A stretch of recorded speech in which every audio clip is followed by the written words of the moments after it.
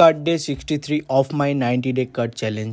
আজকে Sunday rest day. 2 সপ্তাহ হলো যখন ডায়েটে আছি, তাই ফালতু পুরি না খেয়ে আজকেও মেনটেন করেই নেই। আজকে মেস থেকে কিছুটা চাল পেয়ে গেছিলাম, আর এখনো আমার সকালের আর রাতের মিল সেমই চলছে। আর এই ডায়েটটা মেনটেন করতে আমার এখনো পর্যন্ত তেমন কোনো সমস্যাও হচ্ছে না, আর এটাই হয়তো এর প্লাস পয়েন্ট। ডায়েট সবার আলাদা আলাদা হতেই পারে, কিন্তু বড় ব্যাপার সেটাকে লং টার্মে সাস্টেইন করতে পারা, বেশি দিন যাতে ওটা চালানো যায়। খুব একটা স্ট্রিক্ট ডায়েট রেখে 1-2 মাসের মধ্যে ওই ডায়েটটা মেনটেন না করতে পারলে তাতে কোনো ফল ভালো পাওয়াই যাবে না। এইভাবে এখনো পর্যন্ত আমি 65 কেজি বডি ওয়েটে এসে গেছি। হ্যাঁ, আমি রেগুলার 40 মিনিট কার্ডিওকেও ওয়েট লসের একটা ভালো ক্রেডিট দিব।